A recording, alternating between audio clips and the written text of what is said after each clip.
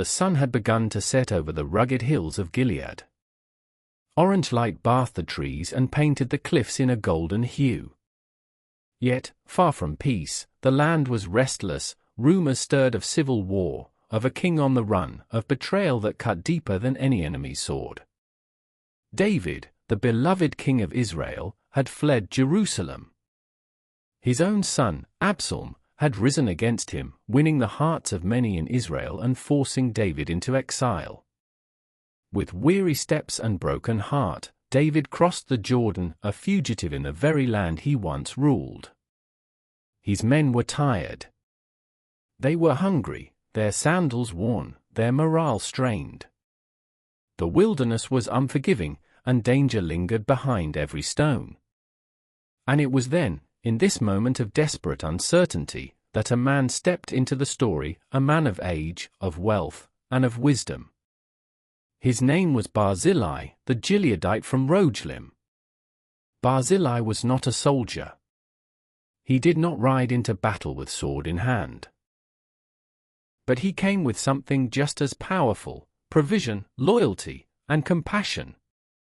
At a time when it would have been safer, perhaps wiser, to stay neutral or to side with the rising power of Absalom, Barzillai chose to stand with the fallen king.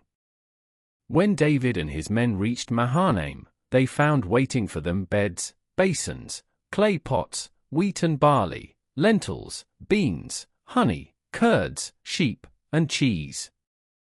It was Barzillai who had sent it all, along with 2 other allies, caring not for political safety, but for righteous loyalty.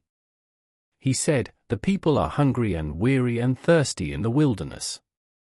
This simple act of kindness would echo through eternity. Barzillai was not a young man. The Bible tells us he was already 80 years old.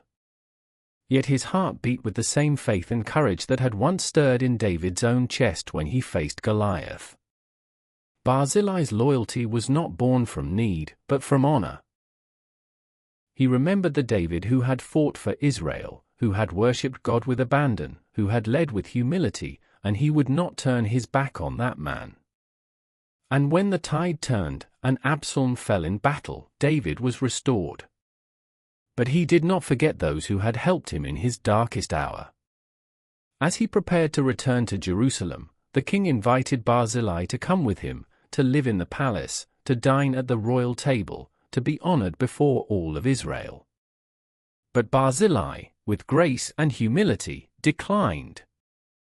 He said, "I am this day 80 years old. Can I discern what is pleasant?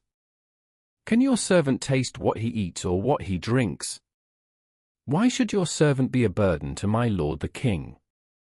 He asked instead that David bless his servant Chimham in his place, a younger man whom Barzillai had likely mentored, loved, and raised. And so David did. There was no banquet, no long speech, no monument built for Barzillai. But the scriptures remember him. And that is enough. His legacy was not in conquering lands, but in lifting the weary. Not in building cities, but in upholding a fallen king. His generosity, his loyalty, and his quiet strength stand as a beacon through time, a reminder that in seasons of chaos, God often works through those who offer help, not for reward, but out of righteousness.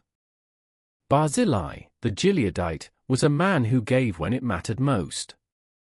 And though his story is short in the written record, it is deep in meaning. He teaches us that true strength is not always found in armies or crowns, but in quiet acts of faithfulness, offered without expectation, remembered forever in heaven's scrolls.